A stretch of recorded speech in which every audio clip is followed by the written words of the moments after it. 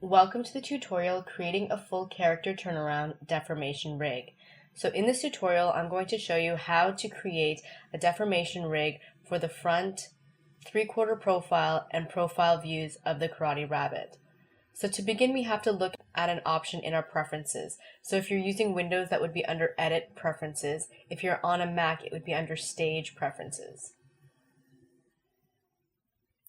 So we have to scroll across to find the deformation tab, which is right here, and we have to make sure that the Create Posed Deformer in Create Deformation above under option is enabled.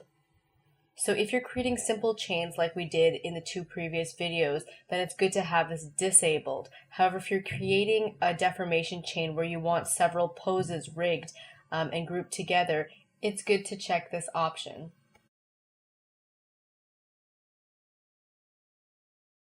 So I'm just going to go over the setup of this rabbit, so what we have so far. Basically every part of this rabbit is on a different layer, so it's very similar to the cutout style. The only difference being the arms and the legs. So if we select one of the arms here with the transform tool, we can click on this button to find it in the timeline view. And then we go to the drawing, we can see that this arm is not cut at the elbow as it would be with a cutout puppet. And the same thing goes for the legs. In the drawing view, it's not cut off at the knees, so that's probably the biggest difference between the way you set up a cutout character for a deformation rig versus just a simple cutout character puppet. Obviously, it's up to you to rig it the way you want. You still can cut it at the joints. It's very specific to your own puppet. And then if we scroll up, we can see that the head here, which is right here, has all the facial features attached to it. So the eyebrows, the nose, the mouth, we even have the two ears here. And that's the same if we go to the network view. Let me back out a bit. It's hard for you to see any of these specific modules, but you can notice that there are no pegs available here because then we'd see green boxes, and there are no deformation groups that have been created yet, except for this one, which I'm using as an example to show you something later, but in general there are no light blue boxes attached to anything. So it's really not been rigged yet at all. And the reason that we want all our drawing objects on separate layers is twofold. Firstly, we want them to avoid being stretched when we don't want them to be stretched. So obviously if the eyes, the eyebrows, the ears, etc. were on the same drawing layer and attached to the same deformation chain, if I stretch this ear, it's going to end up stretching part of the face, so we don't really want that.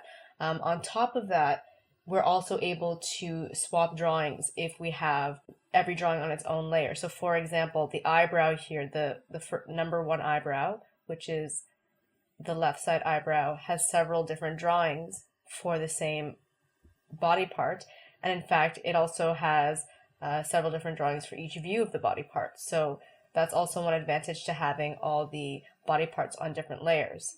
The other thing I want to show you is you may have noticed there are a few keyframes as we scroll down. So there's one down here too. All that is, if we open the data view, and if I open this drawing layer up, we can see that the Z position is now at minus 0.001, and that just means that I took this arm and I nudged it back behind the body. And it looks like I nudged it back for the 3/4 version here because the Z position is back to 0. So that's all those keyframes are, and I just don't want you to worry too much about that. So now let's talk about the naming convention of the drawings. With deformation specifically, the names of the drawings are actually quite important because that becomes the name of the subgroup.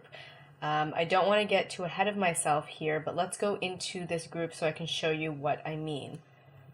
I'm going to zoom in, and this was originally a deformation group that was created for the Karate Rabbit's arm number 2, which is this arm here on the right side. So if we enter the group, you can see there are 3 groups here. And what each group represents is the rig for one of the 3 views of the Karate Rabbit 02 arm. And right now number 2 represents the first view, number 3 represents the 3/4 profile, and number 4 represents the profile view. So if you think about it, what we're going to do is we're going to create the bones for this arm, and those bones will pertain to this drawing. But the thing is, this drawing is on the same layer and in the same module as the drawing for its 3/4 profile. So we're going to have to create another set of bones for this arm because it's not positioned in the same place, and that goes the same for the profile. So obviously we want all of these 3 skeletons to be rigged. If we go back to the top, this will eventually be rigged to this layer here, this drawing layer here. So how does that work out? Well, it works out by having these 3 grouped separately but attached to the same composite. But when you're working with a big character, what does 2, 3, 4 mean to you? It doesn't really mean anything. It might. I mean, maybe you work in a studio where number 1 is always considered the front view, number 2 the 3/4 view, number 3 the profile, maybe 4 is back 3/4, and 5 is completely back of the character. So if that's the numbering convention you use, that's fine. However, if you don't use that numbering convention, it's best to go into the X-sheet view and actually rename these drawings to front, 3/4, and side, so that when this starts to happen and you go into a group, at least you can see here that it's the arm, it's arm number 2, it belongs to the Karate Rabbit, and you can see that this would be the front, 3/4, and side. And so in this case specifically, the naming convention has more to do with avoiding confusion. So what I'll do is I will actually rename this one arm, but I'm not going to do it for all the body parts because that would take a lot of time. But we're going to do it just for this one arm so we can do it together.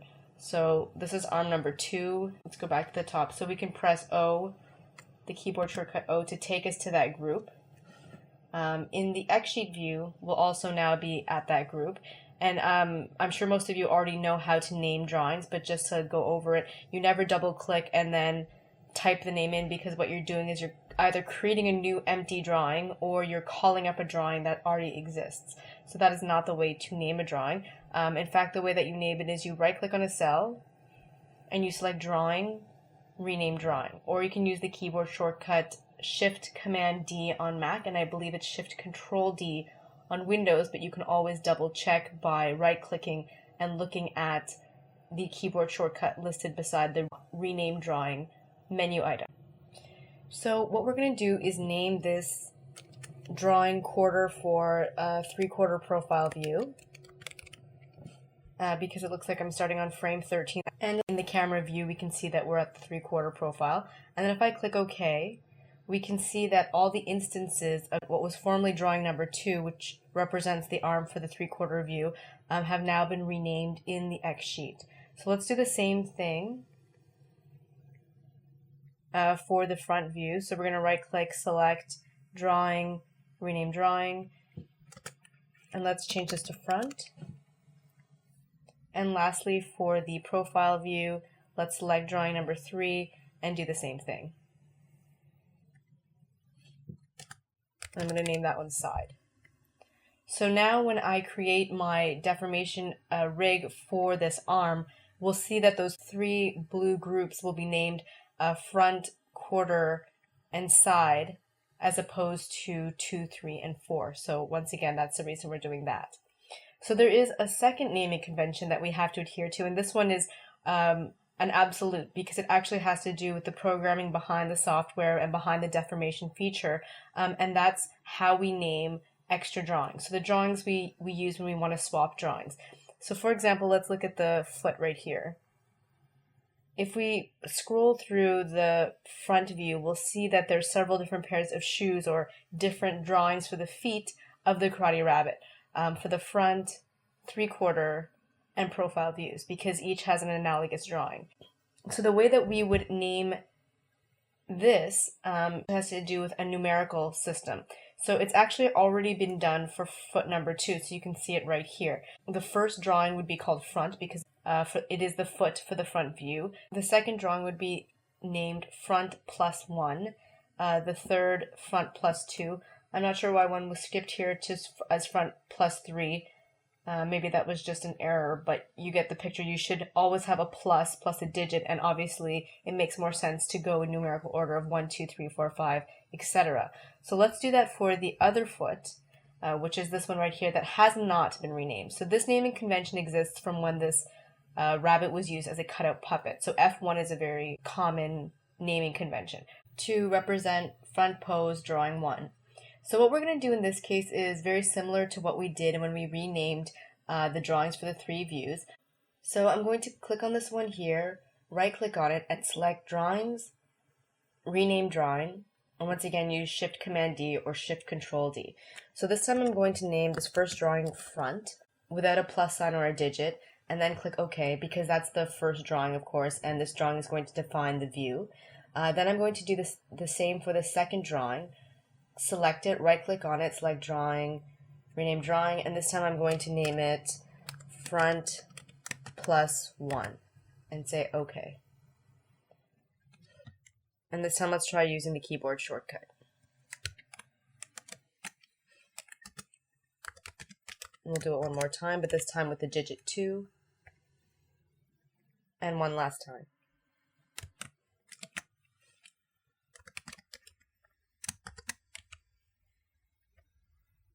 Okay. So because this naming convention is so important, I'm going to go through the entire Karate Rabbit setup and go through and rename all the extra drawings that need to be renamed in this way. And that includes the eyebrows, the eyes, the mouth, hands, and feet. But because it is a repetitive action, I'm probably going to speed up this section of the video.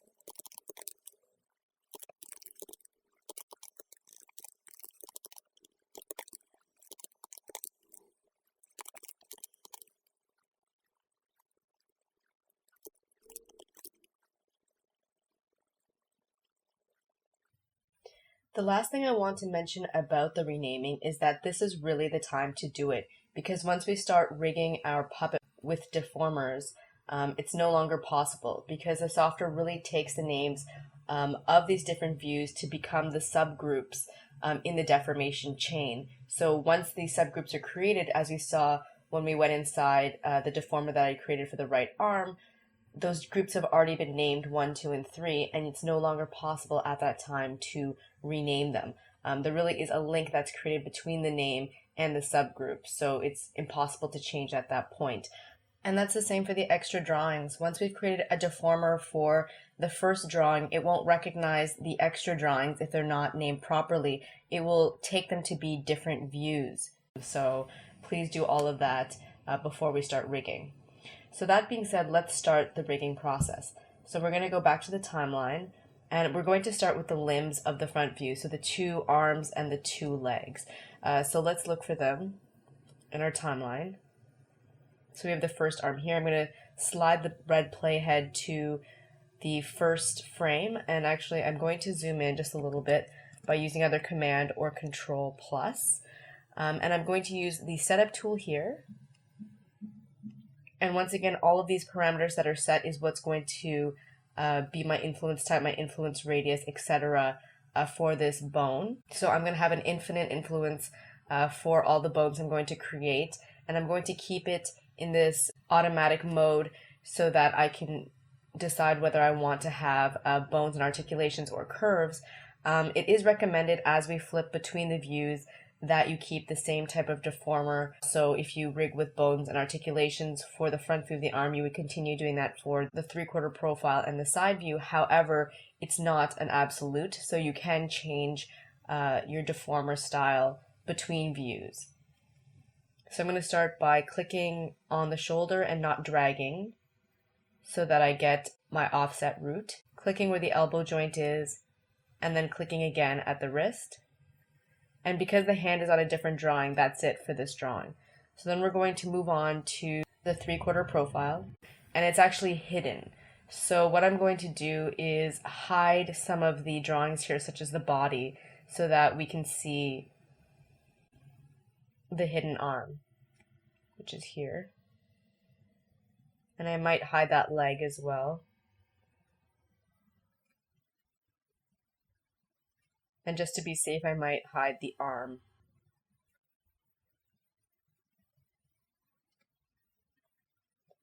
Okay, so I'm going to start my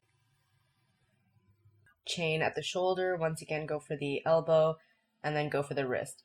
And once again, we're going to be able to refine this using the setup mode later on. So now let's go to the profile view. And I'm going to hide the last leg because it really is kind of getting in the way there.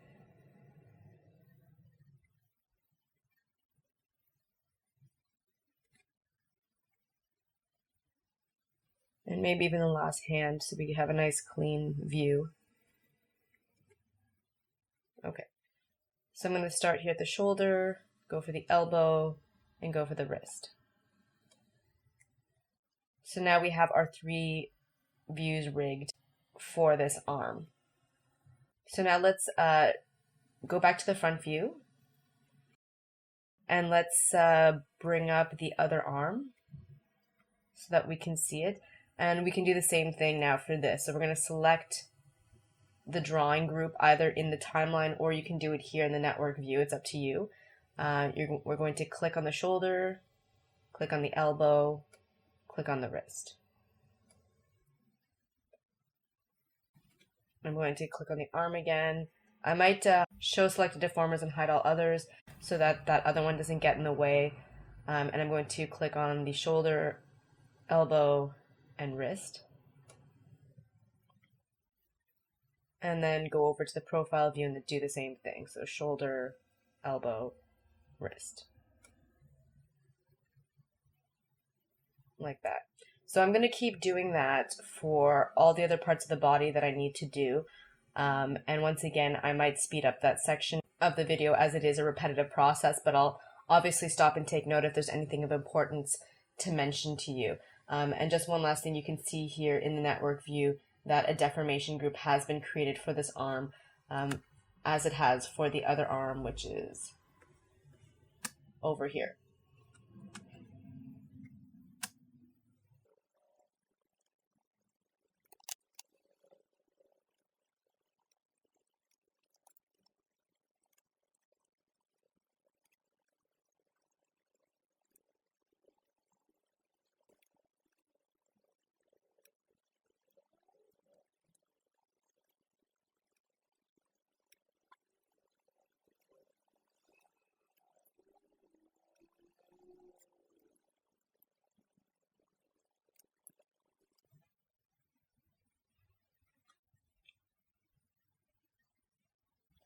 So this time what I'm going to do is create a curve deformer on the foot because of the shape and nature of the Karate Rabbit's foot. So I'm going to click and drag at the same time.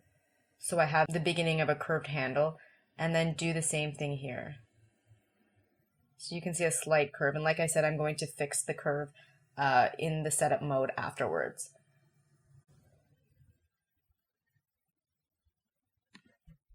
And actually this is a good time to bring up the extra drawings because the foot does have extra drawings. If you use the keyboard shortcut G and you scroll through all the extra drawings, you can see the red playhead moving across here. What's happening now is that this deformer, this curved deformer, is now becoming the rig or the skeleton for all the extra drawings. And it's acknowledging that this bone is good for all those drawings. Even though they're all separate drawings, it acknowledges it's the same view, and now you can see that it's disappeared, the curved deformer, because we are now on a new view. Once again, due to the naming structure.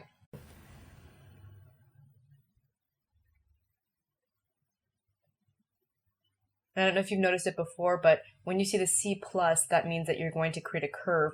And when you click without dragging, you'll see that it becomes a B+ to indicate that you're creating a bone. So we're going to use G to move across.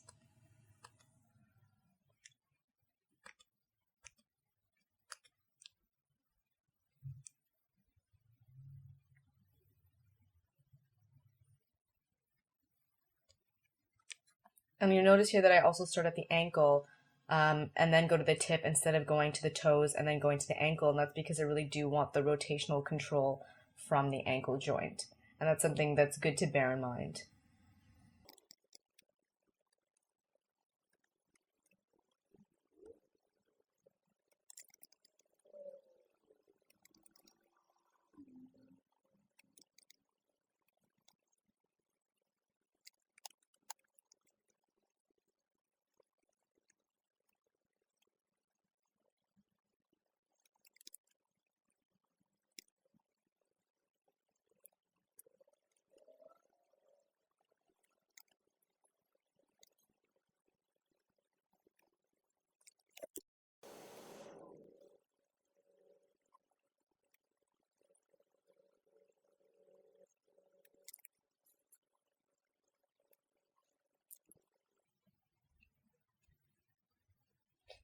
Okay, so now I've completed the deformation rig of the cartoon rabbit.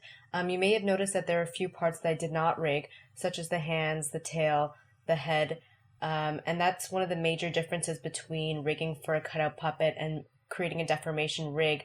Not every body part gets a deformer the way that every body part gets a peg.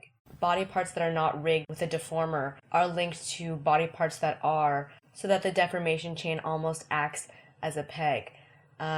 And then, of course, all the parts of the body, such as the arms, the ears, the legs, etc., that you want to be able to create bends and folds with, have a deformation rig.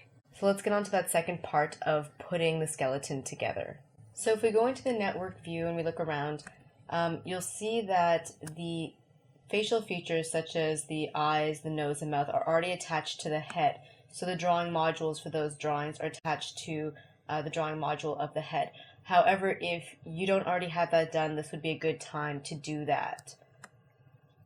So after you finish that, the next thing we're going to look at is the deformation group for the body. So let's bring it a little bit better into view. So what we want to do is basically attach the arms, the legs, the tail, and the head to the body deformation group, but we want to attach them in a way that they won't be deformed when we bend the body. We just want them to follow the body when the body moves.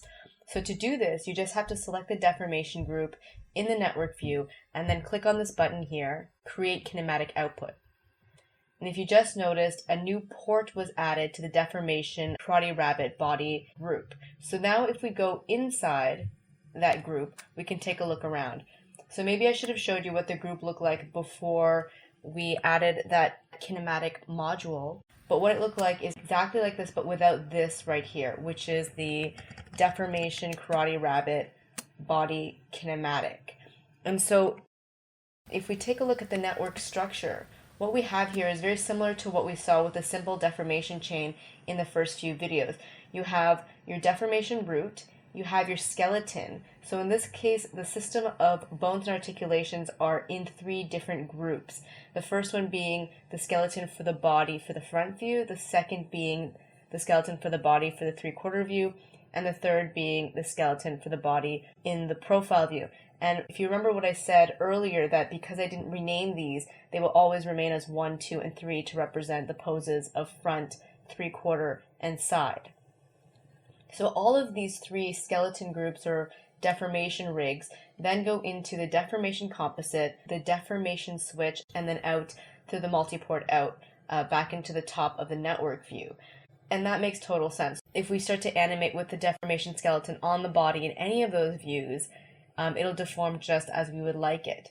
But now with this new kinematic group, we're taking these skeletons and we're just taking the position information for these skeletons and creating a place where we can now attach a set of limbs without them having to worry about being deformed by these 3 skeletons.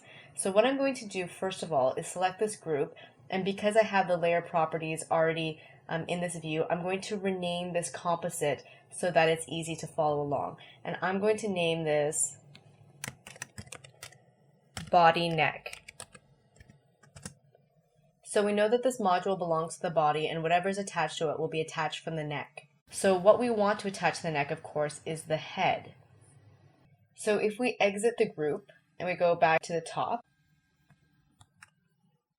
with this new port out here, what we can do is if we take this up, we can now attach the head to this group, and this head will now only move with the rest of the body but will not be deformed by any of the body's rig. So let's go back into the deformation Karate Rabbit body group once more.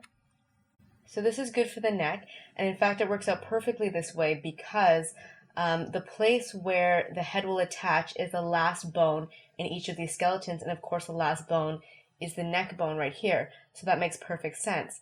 However, now we want to create another kinematic group for the shoulders, but the shoulders we don't want to attach to the neck, of course. We want to attach to this bone right here, the solid non-rotating bone. If we attach it to the articulation between the neck and this chest bone, obviously the arms will rotate when the neck rotates, so we don't want that. So we definitely want this very stable center bone. So the first thing we have to do is go back to the top, select the deformation group again, click on the create kinematic output one more time, get that third port, go back into the group, and this time what we're going to do is rename the group, of course, so that we don't get confused. And this time I'm going to rename it body shoulders. And then what we're going to do is go into the first skeleton, so that's the front, or the first rig for the Karate Rabbit's body. So this is the front view. So if we look at this deformation chain, we're going to try to look for this bone here. And we know that the root starts here between the Karate Rabbit's legs. So that's the deformation root and the offset. Then we have the first bone, which is the pelvic bone here. The first articulation, which is where the belly button is right here. We have another bone, which is this chest bone, which is what we're looking for. The articulation here represents the articulation of the neck, so where the neck rotates from, and the last bone is the neck bone. So right now we see that the neck bone is connected to the composite as well as the switch, which is good, and it goes in once more for the body neck composite, which is also good because it really should be coming from the neck bone. But this other one here we don't want.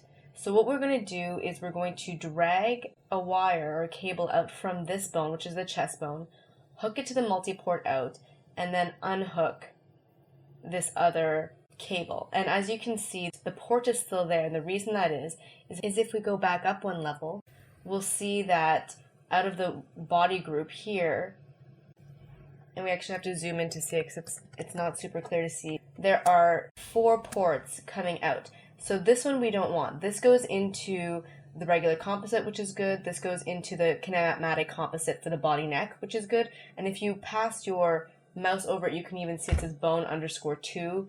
So we know that's good. And this one is the one that we don't want. So we're going to unhook that. by going down here, because this is where the neck bone connects to the shoulders, which we don't want. And now we want to drag a cable from this port into the body shoulder composite, which is perfect. And like I said, you can pass over the ports to see which bone is being passed out. So this is bone 1, this is bone 2, and this is the deformation switch. And if we go in here, we can see bone 2 is the neck, bone 1 is the chest bone. So that's perfect. That's exactly what we want. So now I went out one group too many. So now we have to do the same thing for the 3/4 profile and for the profile view. So we'll go into skeleton number 2. We'll connect in bone number 1, unhook bone number 2,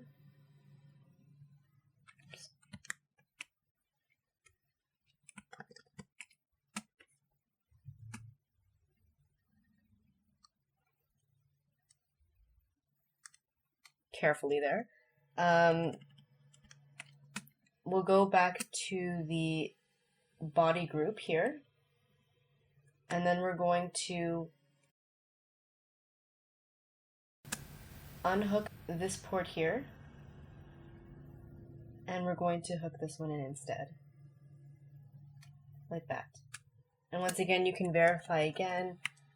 This should be the deformation switch, which it is. This should be bone 2, which is the neck, and this should be bone 1, which is the chest. And obviously bone 0 is the pelvic bone, so that's perfect. And I know it's a little bit confusing, so you have to be really careful because each of these 3 groups goes into its regular chain, the neck, and the shoulders. So you have to be careful. So let's go into the last group, the profile view, so it's known as number 3 in this case. And once again, exactly the same thing. We can pull out a cable from here, unhook this one, very carefully, make sure it doesn't attach to any of these other modules on its way out. Go back up one, zoom in, so we can see it's the last cable here. So we're going to unhook that, and then we're going to grab a cable from the new port and plug it in. And try to keep the same order because you're really just replacing an incorrect positioning. So as long as you keep the same order here and the same order here, you should be okay. So now we have to do that 2 more times, once for the tail and once more for the hips, which connects to the legs. Oh, and the last thing we have to do, I'm sorry, is now that we have this port, we just created the shoulders. So what we want to attach to this, of course, are the arms. So let's look for those. So we have one here, and we're attaching it right to the deformation group. So I'm going to grab this cable, attach it to the deformation group for the arm. Let's zoom in so you can see that. So deformation group for the arm right here. Then if we go over here where I know the other arm is,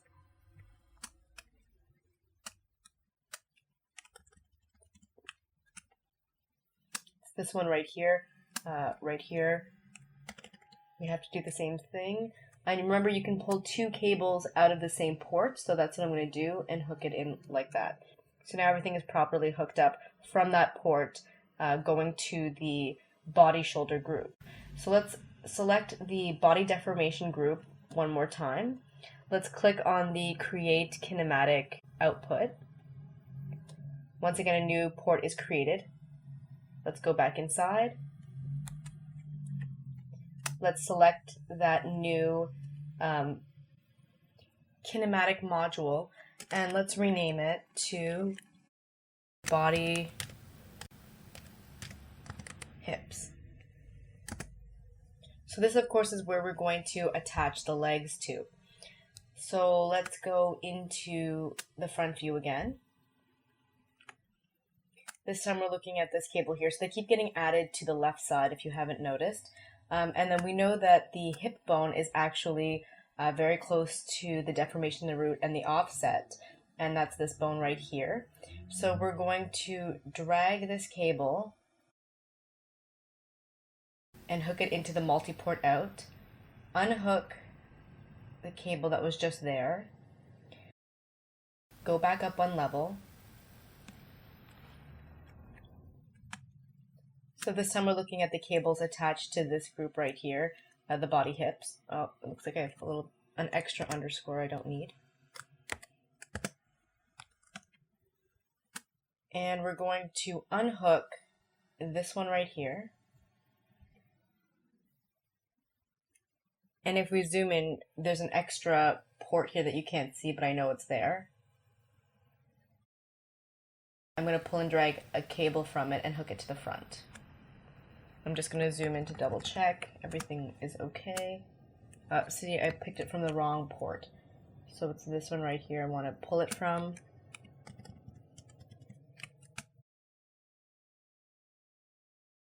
I thought that it looked like there were two wires coming from the same port. So there we go. So that's good. Now we're going to go into group number 2 and do the same thing. So as you can see, it might have been a really good idea to rename all of these. If I had named this neck rotation, or neck articulation, or neck joint, chest bone, belly button, pelvis bone, then when I pass over the ports outside of this group, if we go on up one level, I'll actually see the word neck bone, or I'll actually see the word hip bone. So it's even better than seeing bone 1 or bone 2, because if you're doing something really quickly, that might not mean anything to you, where the name will always mean something to you. A neck bone will always be a neck bone.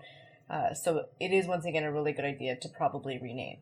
So that being said, I'm going to pull the cable from the pelvis bone, hook it into the multi-port out, unhook the bone that was coming from the neck, return one group upwards. This time I'm looking at this module right here. We see that it goes in right here, so we're going to unhook that. We know, even though we can't see it because we're really far away, that there's another port here. So I can pull a cable from it and hook it back into place between the front view and the profile view.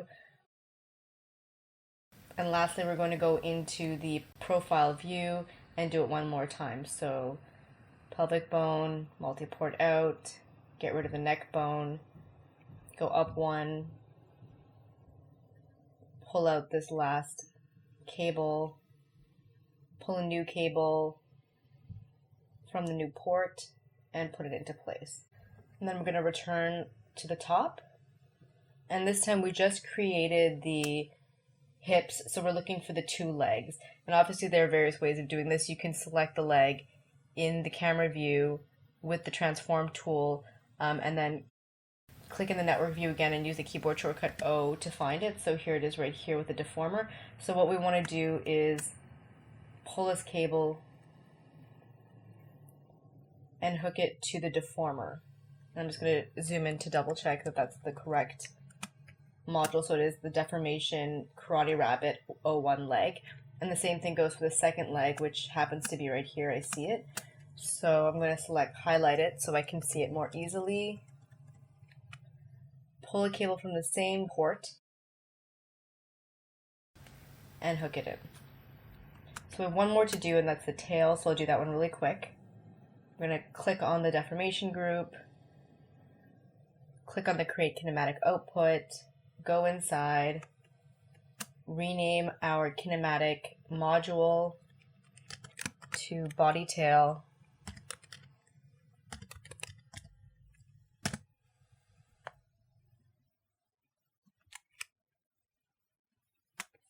we're going to go into the front view, and we're going to actually hook the tail to exactly the same place that we hooked up the legs, and that's the hips.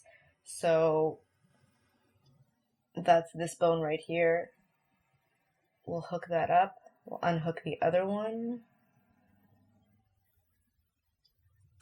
We'll go up a group.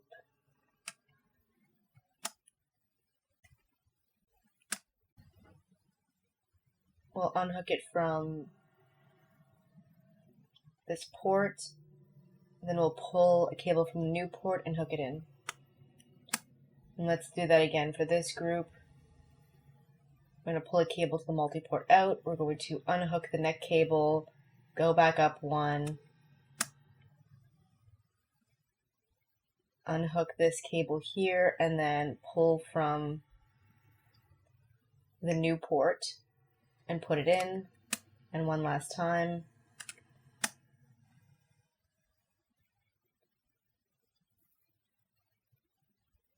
Hip to multi-port out, get rid of the neck bone.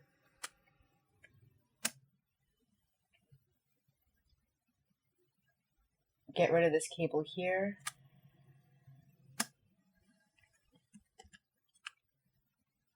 Actually, let me enlarge just so it makes it easier to see, because this is kind of ridiculously small. Okay, and then from this new port, grab it and hook it in. And everything there looks good. There should be 5 cables coming from each of these groups, and there should be 4 cables going into each of these groups. And so that looks good. And we're going to go back to the top. And this time we're looking for the tail. So I do need, in fact, to see the tail here so that I can find it by using the keyboard shortcut O in the network view. And it's all the way out here at the end. So I'm going to pull the cable from this last port and hook it to the tail. So that's pretty good. So the only thing we're missing now is that we have 2 feet and 2 hands that need to be connected to their respective limbs. So let's look for the feet first. The feet have deformation groups, so they're probably over here somewhere. So yeah, we have a foot here and a foot here.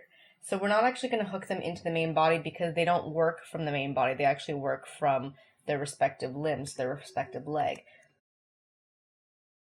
So I'm just going to select this foot and its deformation group and bring it down here to put it in a good position to be attached to the deformation group for the second leg of the Karate Rabbit. And what I'm going to do is select the deformation group for the second leg of the Karate Rabbit and click on the Create Kinematic Output to create a second port. I'm going to go in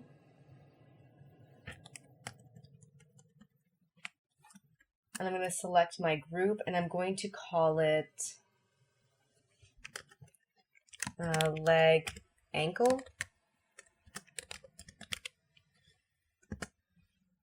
So we know that that's what's going on there. And in the case of the leg, I believe the last bone that we see is actually the ankle bone. We create from the hip, the knee, the ankle. The ankle will be the last bone, so it's correct that, let me go in the group just to double check.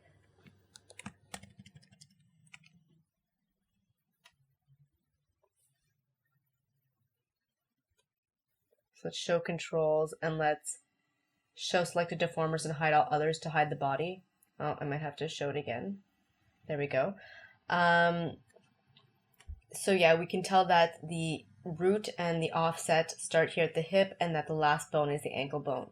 So what's going into the multi-port out and that's coming out of this this port here is correct. It's the ankle bone. So we don't have to do any of that switching up that we did for the hips and tail and shoulders of the Karate Rabbit body. So we can leave that as it is and go back to the top, and then we can connect the deformation group for the Karate Rabbit foot number 2 to the deformation group of the Karate Rabbit leg number 2. So that's how you do that. And of course we're going to do that for the other leg and the other foot, which happen to be right beside. So I'm going to select these 2, drag them downwards so that they're just in a better position.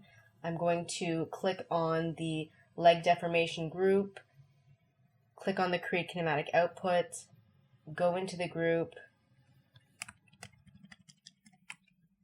rename this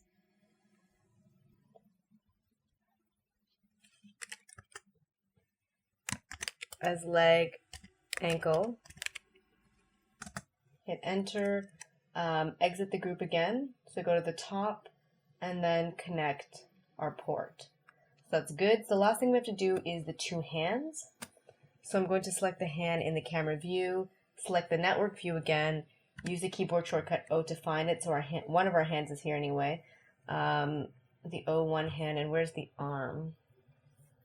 Oh, right beside. Okay, perfect.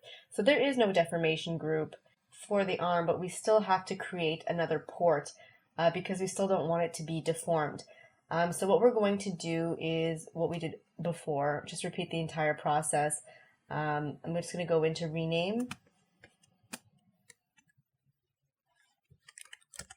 Let's call you hand, wrist.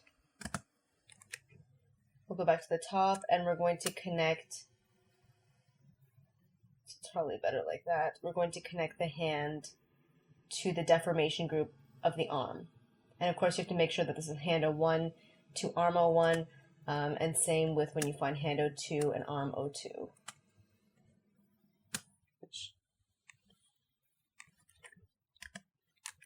And they're all the way over here on this side.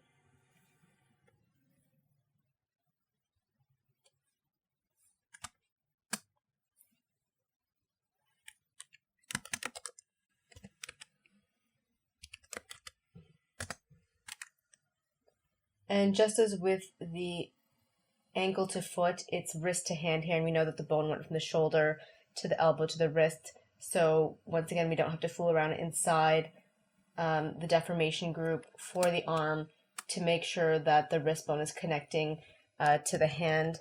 We know that it's okay the way it is. And these ones are named well because we see their front quarter side, so that was good that we renamed those ones.